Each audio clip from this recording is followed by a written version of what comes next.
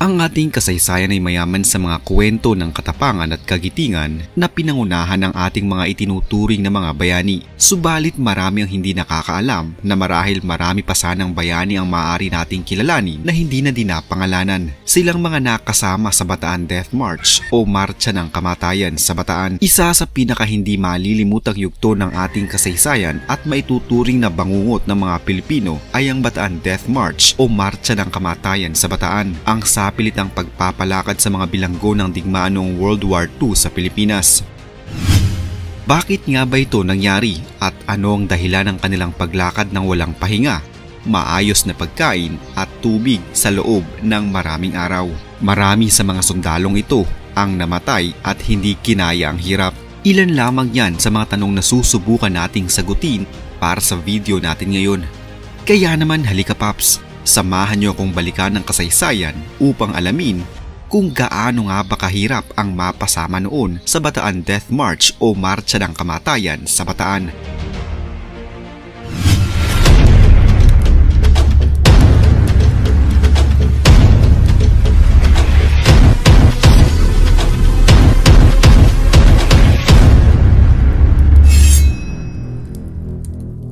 Isang paalala. Ang video na ito ay ayon lamang sa aking sariling pananaliksik. Hindi ko nais na pilitin ang sino man na maniwala sa videong inyong matutunghayan. Kung hindi kayo kumbinsido sa mga impormasyon at taliwas ang inyong paniniwala sa kaalamang aking ilalahad, maaari kayong gumawa ng sarili ninyong pagsisiyasat para sa inyong kakontentuhan. Ang videong ito ay gabay lamang sa mas malalim na kaalaman at pag-intindi at hindi gawa ng isang profesional. Naniniwala ako na malaya tayong magbigay ng opinyon at suhestyon bilang malayang mamamayan ng Pilipinas. Maraming salamat po.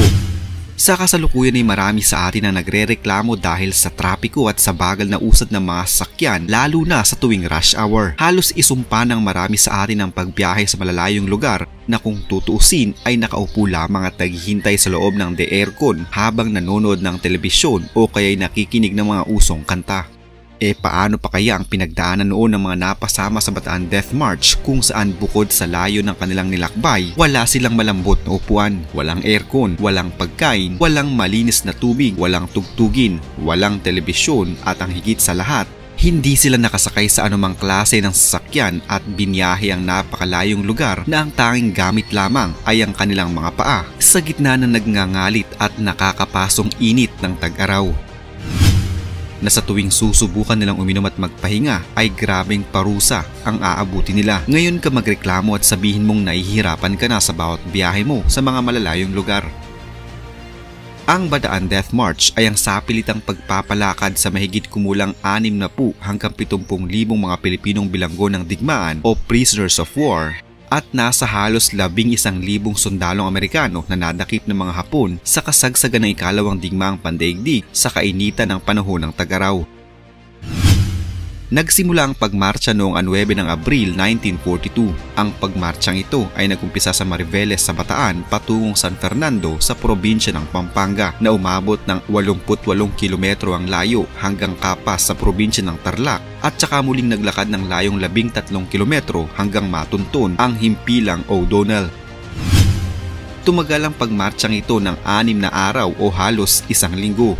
Noong 11 ng Marso 1942, sa utos ni Pangulong Theodore Roosevelt Jr. ng bansang Estados Unidos, nilisan ni General Douglas MacArthur kasamang ilang tropang Amerikano ang korehidor patungong Australia. Sa pag-alis ng general, itinalaga si Jonathan Mayhew Wainwright IV bilang kahalili nito sa korehidor at si General Edward P. King naman ang siyang naatasang mamuno sa pakikipagdigmaan sa Bataan. Hawak na noon ng mga Hapones ang halos buong timog silangang Asya maliban na lamang sa Bataan at korehidor ng Pilipinas. Sa makatuwid, tayo ang huling pinakabumagsak. Sinabi sa mga tagapagtanggol ng Bataan na may mahabang konvoy ng mga bagong gamot, pagkain at mga bala ang paparating upang suportahan sila, subalit nagdesisyon ng presidente ng Amerika na hindi kayang makipagbakbakan ng Amerika sa dalawang kalaban, sa mga Aleman at sa mga Hapones, kaya pinrioridad nila ang Europa. At ang mga supply na dapat ay para sa atin ay ipinadala lamang sa Europa. Unti-unting naramdaman ng kawal ng mga Amerikano ang paghina ng kanilang hukbo laban sa mga atake ng bansang Hapon dahil sa kakulangan nila ng supply at kagamitan. Maliban dito, naging madalang na rin ang pagdating ng mga rasyong pagkain, gamot at sandata mula Estados Unidos at patuloy na dumarami ang nagkakasakit at napipinsala. Wala nang ibang naisip na alternatibong solusyon kundi ang pagsuko sa mga Hapon. Dismayadong lumis ng korehidor sina Pangulong Manuel L. Quezon at MacArthur. Muling hinarap ng mga puwersang Pilipino-Amerikano ang mga Hapones noong simula ng Abril 1942 at dahil wala nga ang mga bagong supply, madaling nagapi ang tagapagtanggol dahil sa matinding gutom at sakit. Dahil wala ng bala ang mga tagapagtanggol sa estratehikong Mount Samat, naghulog na lamang sila ng mga malalaking bato sa mga Hapones. Nakuha ito ng mga Hapones noong Abril 3, 1942. Ang pagbagsak ng Bataan noong Abril 1942 ay naging mabigat na dahilan upang humina ang depensa at tuluyang magapi ang korehidor isang buwan nang makalipas.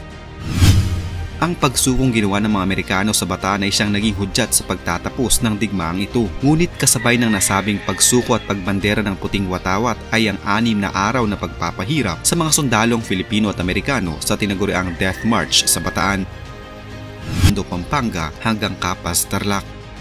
Sa mga pagkakataong sila ay magpapahinga, sila ay puwersahan ding pinapaupo sa ilalim ng matinding sikat ng araw nang walang anumang lilim. Ang sino mang manghingi ng tubig na maiinom ay dagliang pinapatay. Sa unang yugto pa lamang ng marcha ay marami na ang nangamatay. Ang mga nanghihina at nabubuwal sa pila ng marcha ay binabayoneta ng mga Hapon o di kaya pinagbababaril. Ang ilan sa kanila ay inaabuso at malabis na sinasaktan, habang ang iba naman ay hinahayaan na lamang masagasaan ng mga rumaragasang sasakyang militar ng mga Hapon. Minsan din silang binigyan ng pagkain, ngunit tila hayop silang pinakain ng mga panis na kanin. Nang sapitin nila ang Capas sa probinsya ng Tarlac, 6 hayop na iginapos ng mga sundalong Hapon ng mga bilanggo. Walang awa silang pinagpapapalo kapag nagpapahinga.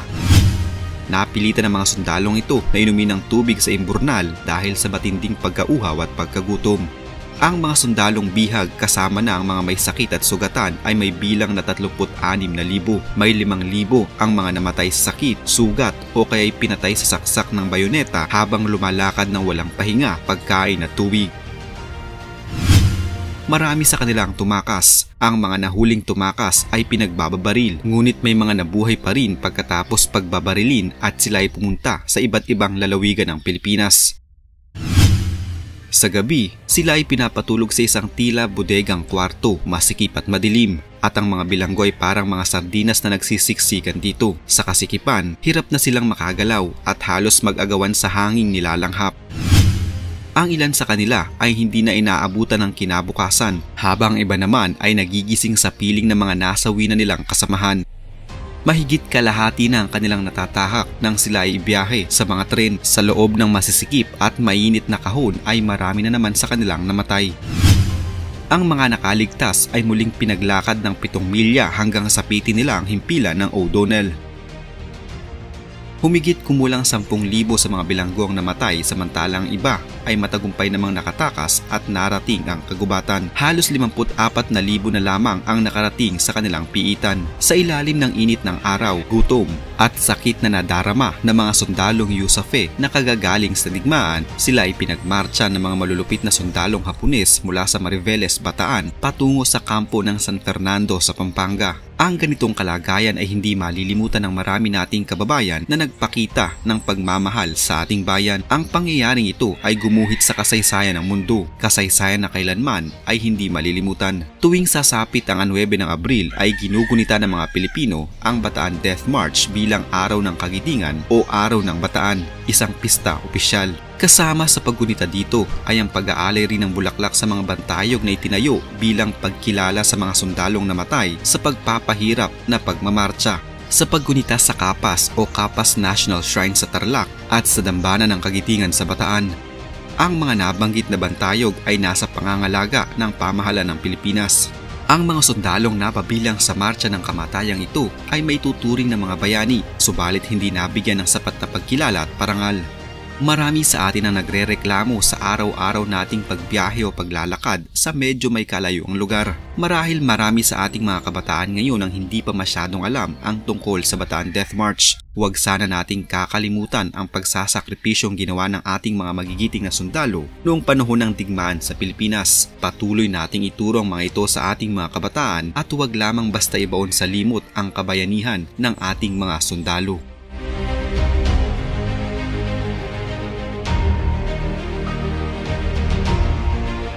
Isa na namang kwento ng pagbabalik tanaw sa kasaysayan ang naitampok natin ngayon. Huwag kalimutang i-like ang video ito at mag-iwan ng komento sa ibaba ng mga nais nyo pang malamang kwentong kasaysayan sa Pilipinas. Mag-subscribe na din para lagi kayong updated sa mga pinakabagong video dito sa Kasaysayan Pinoy. Magandang araw po at mabuhay ang bansang Pilipinas!